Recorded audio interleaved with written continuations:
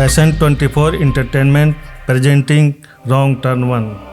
दोस्तों, हम बात करने जा रहे हैं बहुत ही भयानक एवं रोमांचकारी फिल्म रॉन्ग टर्न 1 के बारे में। फिल्म की शुरुआत में एक पति और पत्नी को पहाड़ पर चढ़ते दिखाया जाता है। पति का नाम रिची और पत्नी का नाम हेली है। अब जैसे ही रिची पहाड़ के ऊपर पहुंचता है, वह अपनी पत्नी हेली को जल्दी से ऊपर आने को कहता है। जब वह ऊपर की ओर बढ़ती है तभी उसके चेहरे पर कुछ खून की बूंदें गिरने लगती है। वह ऊपर की ओर देखने लगती है, तभी उसके पति रिची को कोई ऊपर से नीचे फेंक देता है। यह देख वह काफ़ी घबरा जाती है। अब कोई उसे भी ऊपर खींचने लगता है।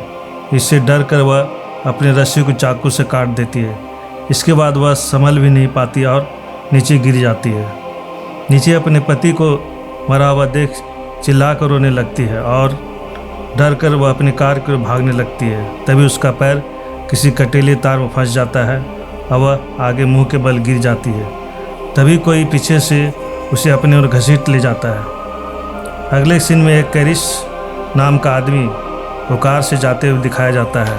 आगे बढ़ने पर उसे ट्रैफिक जाम का सामना करना पड़ता है। चूँकि उसे एक इंटरव्यू में जाना जरूरी होता है, इसलिए वह अपनी कार को पीछे मुड़कर किसी दूसरे रास्ते से निकलता है।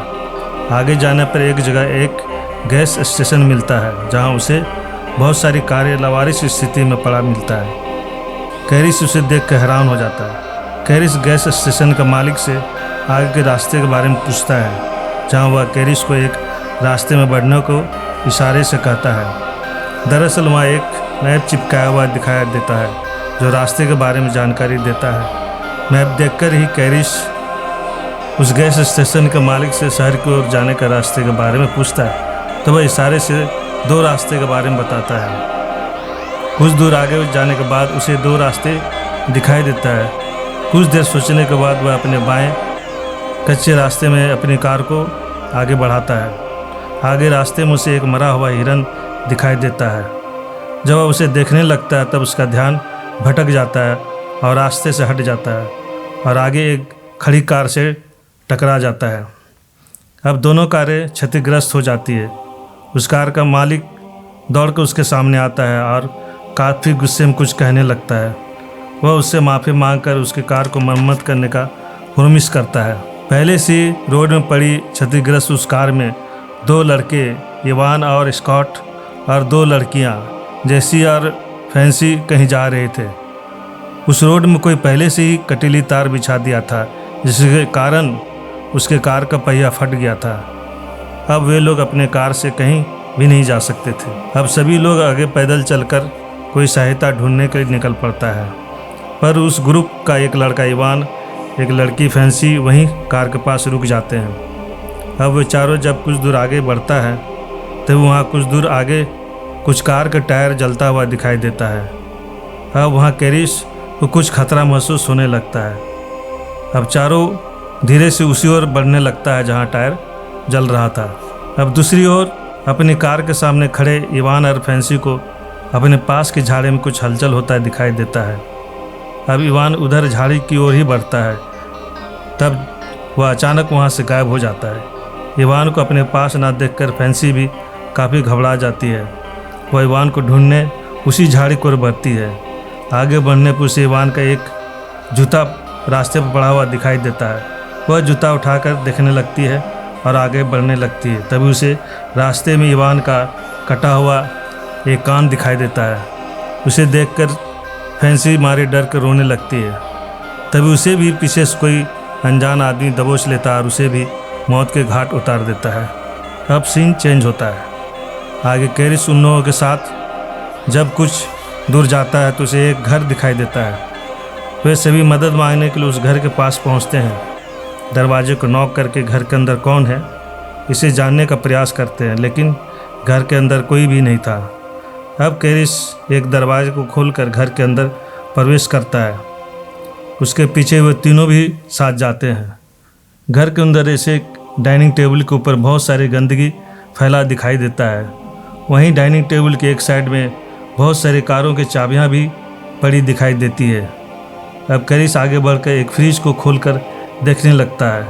इसे देखकर कैरिस बहुत परेशान और हैरान हो जाता है और उसे डर भी लगने लगता है, क्योंकि फ्रिज के अंदर इंसानी मांस के कई टुकड़े रखे हुए थे। घर के एक कोने वहीं कटीले तार भी दिखाई देता है, जिससे वह लोगों के कारों को टायर को भ्रष्ट करता था। अब वे सभी देखकर उन लोगों का होश उड़ जाते हैं। वे लोग जल्दी से घर के बाहर भागने की कोशिश करते हैं। तभी उस घर की ओर एक गाड़ी आता हुआ दिखाई देता है। उसे देखकर वे चारों घर के पिछले हिस्से में छिप जाते हैं। तभी उसमें से एक आदमी फैंसी की लाश को उठाए हुए आता है और ज़मीन पर फेंक देता है, और उसके साथ कटीले तार को भी। अब उन तीन लोगों का चेहरा दिखाया जाता है, जो काफ़ी भयानक था, क्योंकि वे सभी तीनों आदमखोर थे। इन तीनों को देखकर वे सभी डर से कांपने लगते हैं। तभी उन आदमखोर लोगों ने फैंसी की लाश को एक टेबल पर रखते हैं और बड़ी बेरहमी से काटने लगते हैं। यह देखकर उसमें से एक लड़की कार्ली की चीख निकल जाती है। तभी स्कॉट अपने हथेली से उसके मुंह को बंद कर देता है। फैंसी की लाश को कुछ हिस्सों को खाकर वे तीनों आदमखोर सो जाते हैं। अब इस मौके का फ़ायदा उठाकर वह सभी चुपके से घर से बाहर निकलने लगते हैं। तभी उसमें से एक आदमखोर की नज़र उस पर पड़ जाती है। ये जानकर कि वह आदमखोर उसे जाते हुए देख लिया है, चारों तेज़ी से जंगल की ओर भागने लगता है। अब वे तीनों आदमखोर एक गाड़ी से उन लोगों का पीछा करने लगता है। कैरिस उन आदमखोर की गाड़ी को ही चुरा कर भागने की सोचता है, इसलिए वह ज़ोर से एक आवाज़ लगाता है, जिसे सुनकर तीनों आदमखोर अब कैरिस के पीछे भागने लगता है और एक गोली उसके पैर में निशाना कर मारता है। कैरिस घायल होकर भी जंगल से छिपकर वापस उस गाड़ी की ओर दौड़ता है और दोनों लड़कियों कार्ली और जेसी को गाड़ी में बैठाकर भागने लगता है। उधर स्कॉट जंगल में भागते हुए दिखाई देता है। कैरिस और कार्ली चिल्लाकर स्कॉट को गाड़ी में जल्दी से सवार होने को कहता है। स्कॉट भी पूरी शक्ति से दौड़ने लगता है। तभी एक एक कर 3 तीर उसके पीठ को छेदते हुए छाती से पार होते दिखाई देता है। स्कॉट वहीं पर गिर जाता है और उसकी मौत हो जाती है। उधर कैरिस उस गाड़ी को तेज़ी से भगाता है, लेकिन आगे जाकर वह भी एक कीचड़ में फंस जाता है। गाड़ी को फंसता देख तीनों गाड़ी से उतरकर जंगल की ओर भागता है, क्योंकि वे तीनों आदमखोर उन लोगों को पीछा अभी भी कर रहा था। आगे बढ़ने पर उन तीनों के एक ऊंचा टावर दिखाई देता है। कैरिस, कार्ली और जेसी उस टावर पर चढ़ जाता है, जहां जेसी को एक फास्ट एड बॉक्स भी दिखाई देता है। जेसी कैरिस का मरहम पट्टी करता है। टावर पर एक रेडियो भी था, जिसके जरिए कार्ली शहर में पुलिस को फ़ोन करने की कोशिश करती है, ताकि किसी तरह से उससे कोई मदद मिल सके, परंतु सिग्नल ठीक से काम नहीं करता है।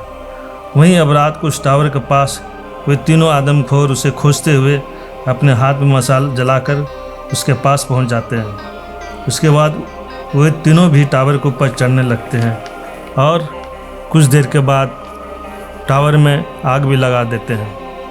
आग लगता देख कैरिस और वो दोनों लड़कियां पीछे की खिड़की को तोड़कर ऊपर से पेड़ के ऊपर ही जंग लगा देती है।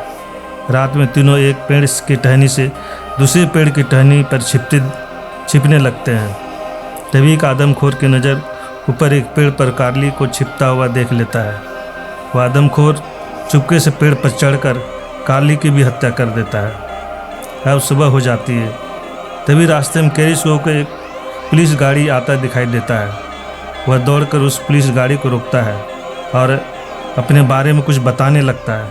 तभी अचानक एक तीर तेज़ी से पुलिस की आंखों को पार कर जाता है और पुलिस वाले की मौत वहीं हो जाती है। कैरिस गाड़ी को लेकर भागने की कोशिश करता है।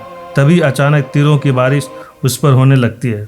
वह गाड़ी से कूदकर पास के झाड़ी में छिप जाता है। अब गाड़ी लेकर जैसे आदमखोर अपने घर की ओर जाता है, तभी बहुत फुर्ती से कैरिस गाड़ी के नीचे चिपककर उसके घर तक आ जाता है।